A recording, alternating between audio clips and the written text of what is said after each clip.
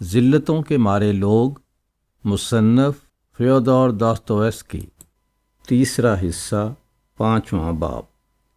صبح کو نیلی نے مجھے کل آنے والے کے بارے میں اچھی خاصی حیرت ناک باتیں بتائیں۔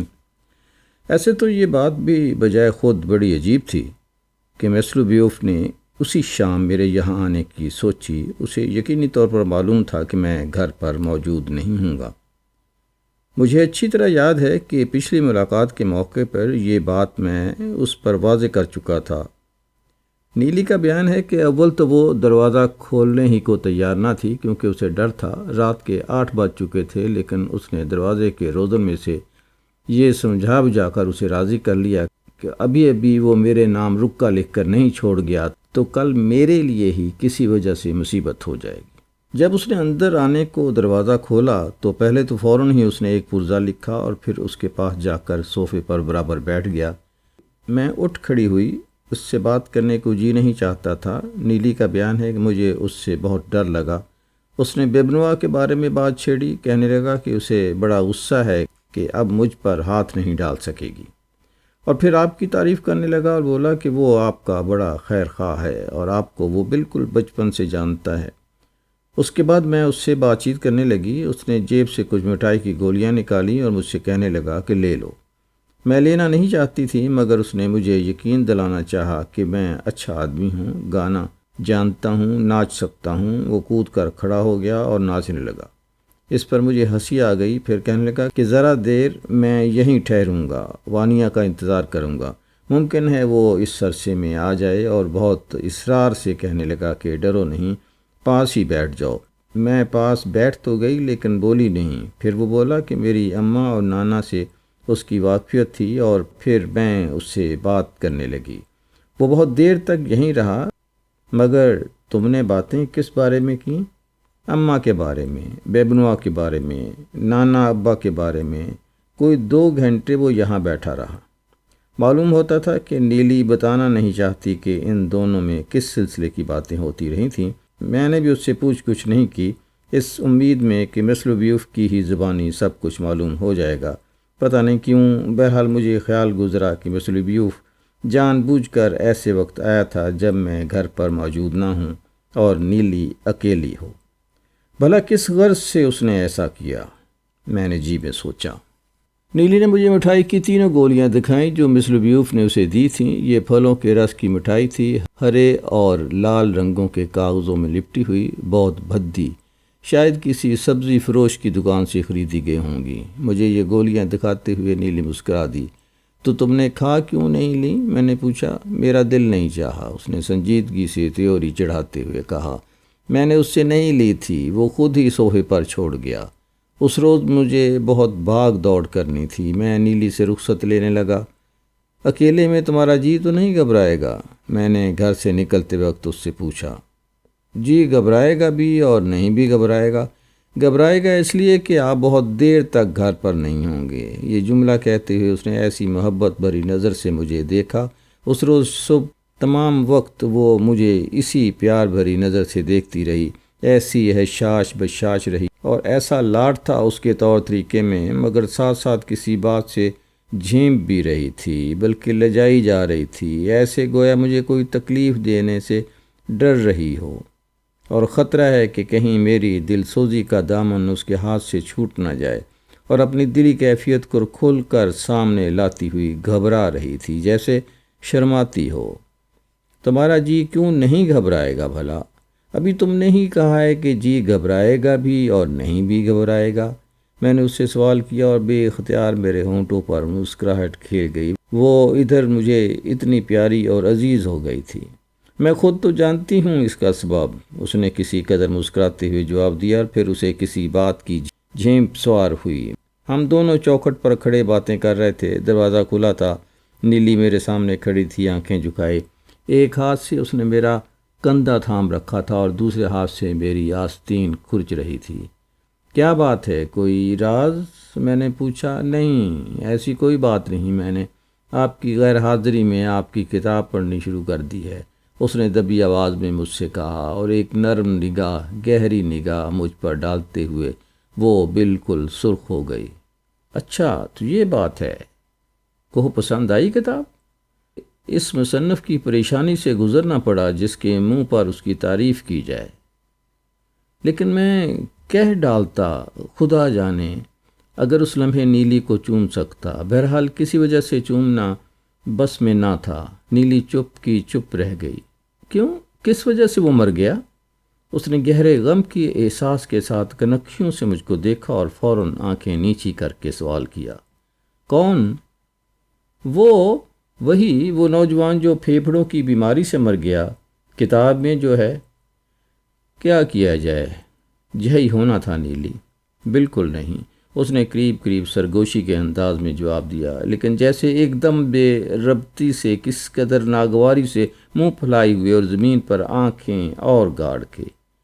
1 منٹ اور گزر گیا اور وہ لڑکی، یعنی وہ دونوں، لڑکی اور بڑے میاں، اس نے زیر لب سوال کیا میری آستین کو زور سے کستے ہوئے، کیا وہ دونوں ساتھ ساتھ رہیں گے اور غریبی میں تو بسر نہیں کریں گے؟ نہیں نیلی، وہ لڑکی تو بہت دور جائے گی، اس کی ایک کھاتے پیتے ذمہ دار سے شادی ہوگی اور وہ اکیلا رہ جائے گا۔ میں نے بہت افسوس کے ساتھ جواب دیا۔ واقعی مجھے رنج تھا کہ اور کوئی تشفی بخش بات نہیں کہہ سکتا تھا۔ یہ سب کیا ہے؟ اب آگے پڑھنے کو جی نہیں چاہتا۔ اس نے غصے سے میرا بازو ایک طرف جھٹک دیا، ایک دم میری طرف پیٹھ پھیر لی، میز تک پاؤں مارتی ہوئی گئی اور کونے میں منہ کر کے کھڑی ہو گئی۔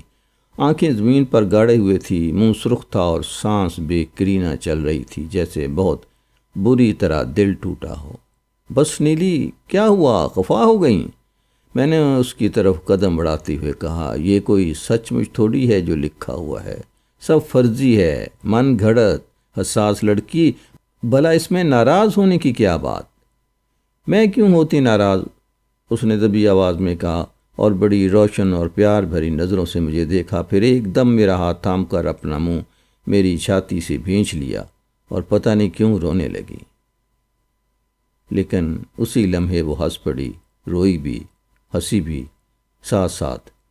میرا جی چاہا کہ ہنسوں، مگر نہ جانے کیوں دل گرفتہ تھا۔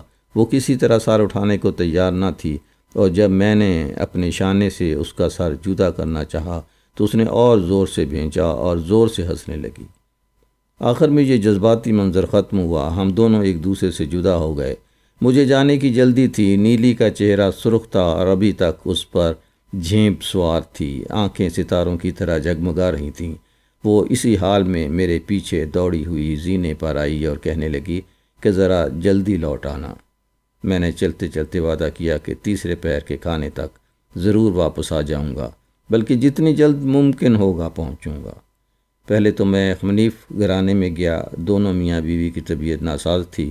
اننا اندریونا بالکل ہی بیمار پڑی تھیں۔ نکولائی سرگوچ اکیلے اپنے مطالعے کے کمرے میں بیٹھے تھے۔ انہوں نے میرے آنے کی آہٹ سنی، لیکن مجھے اندازہ تھا کہ حسب معمول وہ کوئی 15 منٹ تو باہر نہیں نکلیں گے، تاکہ ہم دونوں کو بات کرنے کی پوری مہلت مل جائے۔ میں اننا اندریونا کو زیادہ تنگ نہیں کرنا چاہتا تھا، چنانچہ جتنا بس چلا میں نے گزشتہ شام کی روداد انہیں ہلکی کر کے سنائی، لیکن جو حقیقت تھی وہ ضرور گوش گزار کر دی۔ مجھے حیرت اس بات پر ہوئی کہ اگرچہ بڑی بی کو افسوس ضرور ہوا، لیکن قطع تعلق کے اندیشی کی خبر پر زیادہ حیرت انہیں نہیں ہوئی۔ ہاں تو بیٹے، وہی ہوا جس کا مجھے اندیشہ تھا، وہ بولی۔ جب تم یہاں سے چلے گئے تو میں نے معاملے پر خوب غور کیا اور اس نتیجے پر پہنچی کہ یہ ہونے والا نہیں ہے۔ خدا کی بارگاہ سے خاص رحمت کے تو مستحق نہیں ہیں ہم، اور آدمی وہ ٹھہرا کمینہ، بلا اس کی ذات سے نیکی کی کیا امید ہو سکتی ہے؟ کوئی مذاق ہے کہ خام خواہ ہم سے 10,000 روبل کی رقم وصول کیے لیتا ہے۔ ایسا شخص ہے، وہ خود جانتا ہے کہ یہ خام خواہ کی رقم ہے، مگر پھر بھی وصول کرنے کو تیار، روٹی کا آخری ٹکڑا تک چھینے لے رہا ہے۔ اب اخمنیف کا بکنے کی نوبت ہے۔ نتاشا ٹھیک کر رہی ہے، سمجھدار ہے وہ، جو اس نے ان کا اعتبار نہیں کیا۔ اور تمہیں خبر ہے میرے بیٹے، بڑے میاں جی میں کیا ٹھانے ہوئے ہیں؟ انہوں نے نیچی آواز میں کہا۔ وہ بالکل ہی اس شادی کے خلاف ہیں، صاف کہتے پھرتے ہیں، کہتے ہیں شادی نہیں چاہیے مجھے۔ شروع میں تو میں سمجھی کہ جو ہی فضول کی بات ہے، لیکن نہیں، وہ تو سچ مچ خلاف ہی ہیں۔ یوں ہوا تو اس پر کیا گزر جائے گی میری بیچاری غریب بچی پر؟ وہ اسے ہمیشہ کے لیے آگ کر دیں گے۔ ہاں، کوئی شلویشا کی بتاؤ، وہ کیا سوچ رہا ہے؟ اسی طرح وہ دیر تک مجھ سے سوال و جواب کرتی رہیں اور حسب معمول میرے جوابوں پر آہیں بھرتی ہائے وائے کرتی رہیں۔ ادھر کچھ دنوں سے میں دیکھ رہا تھا کہ بڑی بھی کچھ بالکل ہی گم سم ہو کر رہ گئی ہیں۔ ہر خبر جو انہیں ملتی تھی حواس باختہ کر دیتی تھی۔ نتاشا کا غم ان کے دل کو اور ان کی صحت کو کھائے جا رہا تھا۔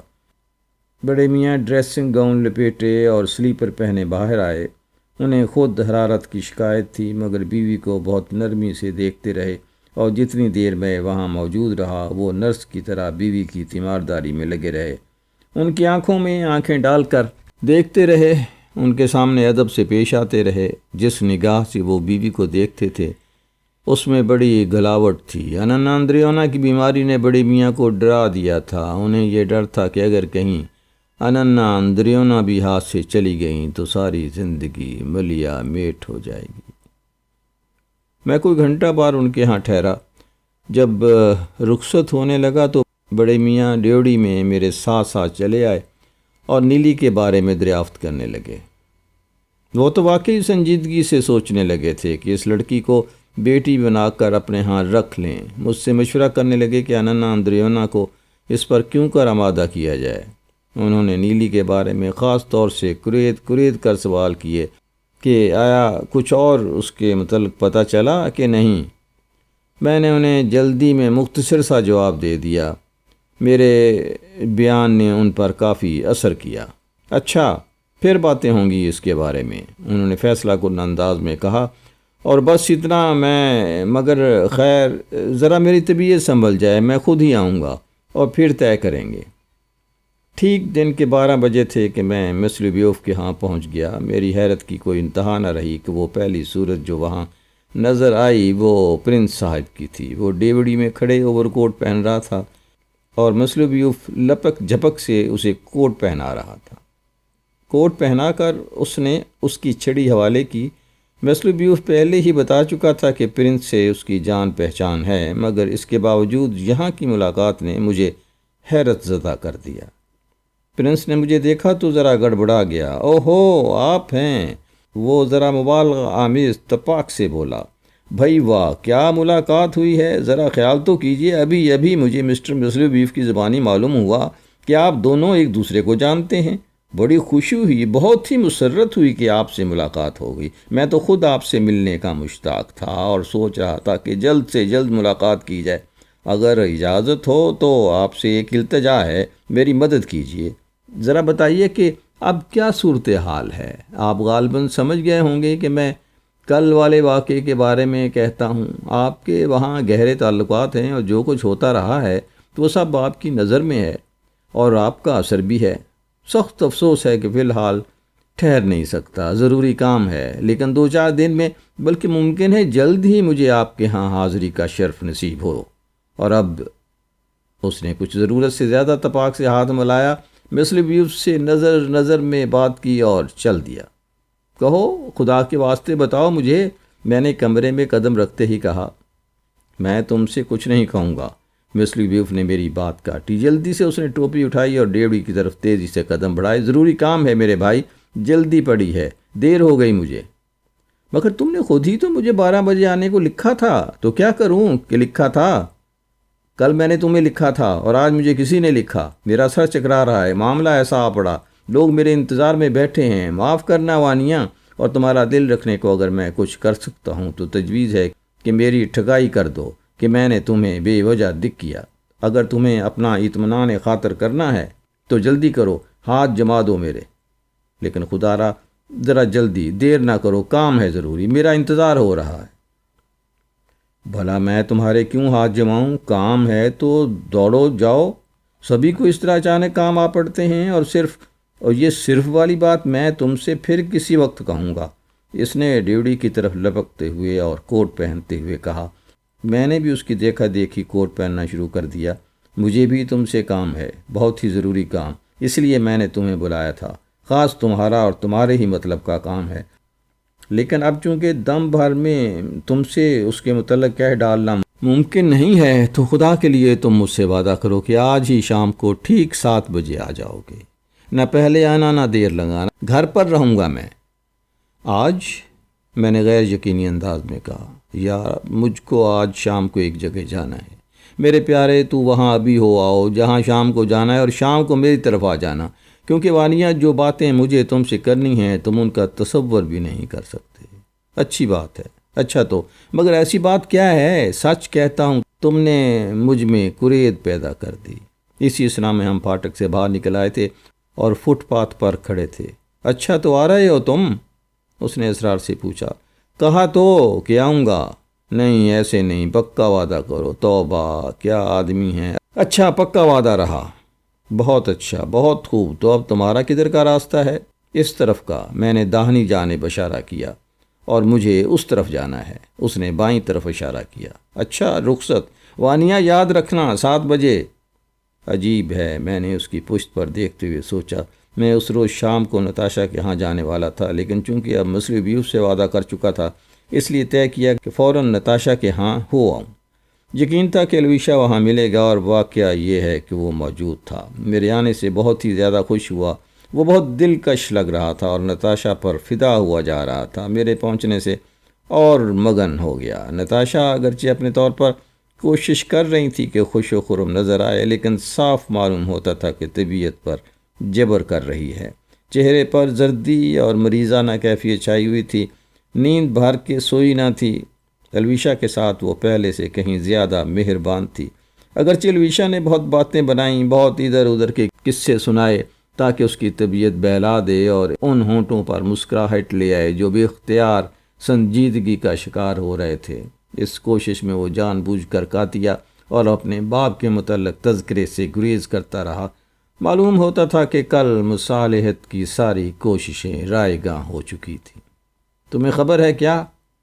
وہ کسی نہ کسی طرح میرے پاس سے بھاگنا چاہتا تھا۔ نتاشا نے میرے کان میں جلدی سے کہا۔ جب الویشا ماورا کو کسی چیز کا آرڈر دینے منٹ بھر کو چلا گیا تھا، لیکن وہ ڈرتا ہے اور میں بھی اس سے کہتے ڈرتی ہوں، کیونکہ اگر کہہ دوں تو پھر وہ جان بوجھ کر یہیں جم جائے گا۔ مگر سب سے زیادہ ڈر مجھے اس بات کا ہے کہ وہ مجھ سے اکتا جائے گا اور اس کی وجہ سے میرے ساتھ سرد مہری اور بڑھ جائے گی۔ اب بتاؤ کیا کروں؟ توبہ توبہ، تم لوگ بھی اپنے آپ کو کس حالت میں ڈال لیتے ہو، اور تم دونوں ایک دوسرے پر کتنا شبہ کرتے ہو، کس قدر ایک دوسرے پر نظر رکھتے ہو۔ سیدھے سیدھے کہہ ڈالنا تھا اور بس قصہ ختم، کیونکہ دیکھو نا اس حالت میں ممکن ہے اس کا بالکل ہی دم گھٹ جائے۔ تو پھر کیا کرنا چاہیے؟ اس نے خوفزدہ ہو کر پوچھا۔ 1 منٹ ٹھہرو، میں تمہارا یہ کام کیے دیتا ہوں۔ میں باورچی خانے میں گیا، اس بہانے سے کہ ماورا سے کہوں کہ کیچڑ میں میرا جوتا پوش ذرا میلا ہو گیا ہے، اسے صاف کر دو۔ ذرا سوچ سمجھ کر وانیہ، اس نے مجھے پیچھے سے پکار کر کہا۔ جیسے ہی میں ماورا کے پاس پہنچا، الویشا دوڑ کر میرے پاس آیا، گویا اسے میرا ہی انتظار تھا۔ ایوان پیتروویچ، میرے عزیز دوست، میں کیا کروں؟ مشورہ دیجیے مجھے۔ میں کل وعدہ کر چکا ہوں کہ عین اس وقت ابھی کاتیا کے ہاں موجود ہوں گا۔ اب میں اسے ٹال بھی نہیں سکتا۔ مجھے نتاشا سے کتنی محبت ہے بتا نہیں سکتا۔ اس کی خاطر آگ پر جلنے کو تیار ہوں، لیکن اب آپ ہی مانیں گے کہ وہاں سے بھی بالکل قطع تعلق کر لینا ممکن نہیں۔ اچھا تو جائیے، مگر نتاشا کا کیا ہوگا؟ آپ جانیے ایوان پیتروویچ، ایسے تو اسے صدمہ ہوگا۔ آپ ہی میرے لیے کوئی ترکیب نکالیے۔ میرے خیال میں تو آپ کو چلے جانا چاہیے۔ آپ جانتے ہیں وہ آپ سے کتنی محبت کرتی ہے، فوراً تاڑ لے گی کہ اس کے پاس آپ کا جی اتار رہا ہے، مگر طبیعت پر جبر کر کے بیٹھے ہوئے ہیں۔ بہتر یہی ہے کہ بناوٹ نہ کی جائے۔ خیر آئیے چلیں، مدد کرتا ہوں میں۔ پیارے ایوان پیتروویچ، آپ کتنے بھلے آدمی ہیں۔ ہم دونوں وہاں سے لوٹ آئے۔ منٹ بھر بعد میں نے اس سے کہا، ابھی ابھی آپ کے والد سے ملاقات ہوئی۔ کہاں ہوئی؟ وہ چونک کر بولا، سڑک پر، اتفاق سے۔ وہ دم بھر کو مجھ سے بات کرنے کے لیے رکے اور پھر پوچھنے لگے کہ کیا میں ملنے آؤں؟ آپ کے بارے میں بھی دریافت کر رہے تھے کہ کیا مجھے خبر ہے آپ اس وقت کہاں ہوں گے۔ وہ آپ سے ملنے کو بےتاب تھے، شاید انہیں کچھ کہنا تھا۔ اوہو الویشا، تم چل دو، ان سے مل لو جا کر۔ نتاشا نے لقمہ دیا، یہ سمجھتی ہوئے کہ میرا منشا کیا ہے، مگر اب وہ ملیں گے کہاں؟ کیا گھر گئے ہیں؟ نہیں، میں جانوں وہ کاؤنٹیس صاحبہ کے ہاں روانہ ہوئے ہیں۔ تو پھر اب کیا ہو؟ الویشا نے نتاشا کو اداس نظروں سے دیکھتے ہوئے سادگی سے پوچھا۔ اوفو الویشا، تو کیا برائی ہو گئی؟ کیا مجھے مطمئن کرنے کو وہاں کا میل ملاقات ہی چھوڑ دو گے؟ یہ بالکل بچپن ہے۔ اول تو میں کہوں کہ یہ ممکن ہی نہیں، اور دوسرے یہ کہ کاتیا کے ساتھ ناشکرا پن ہوگا۔ تم دونوں دوست ہو، بھلا ایسے تعلقات کو یوں بے ادبی سے کیسے توڑا جا سکتا ہے؟ اور پھر مجھے بھی شکایت ہوگی اگر تم سمجھو کہ میں دل میں اس سے جلتی ہوں۔ فوراً چلے جاؤ، میں تم سے درخواست کرتی ہوں۔ تمہارے ابا جان کو بھی اطمینان ہو جائے گا۔ نتاشا، تم فرشتہ ہو اور میں تمہاری چنگلیا کے قابل بھی نہیں ہوں۔ الویشا خوشی سے اور پچھتاوے کے ساتھ چیخا، تم اس قدر نیک ہو، اور میں خیر میں تمہیں بتا ہی دوں، ابھی باورچی خانے میں ایوان پیتروچ سے پوچھ رہا تھا کہ کوئی تدبیر کریں جس سے میں یہاں سے چلا جاؤں، اور انہوں نے یہ تدبیر نکالی ہے۔ دیکھو مجھ پر بگڑنا نہیں نتاشا میری جان، میں پوری طرح قصوروار نہیں ہوں، کیونکہ تم سے اتنی محبت کرتا ہوں کہ دنیا کی ہر چیز سے 1000 بار زیادہ۔ اس لیے میں نے ایک اور سبیل سوچی ہے۔ میں نے سوچا کہ کاتیا سے سب کچھ صاف صاف کہہ ڈالوں، اپنے موجودہ حالات بھی بتا دوں، اور جو کچھ کل یہاں پیش آیا وہ بھی۔ وہ ہمارے بچاؤ کی کوئی نہ کوئی ترکیب ضرور سوچ نکالے گی، اسے ہمارا تہ دل سے خیال ہے۔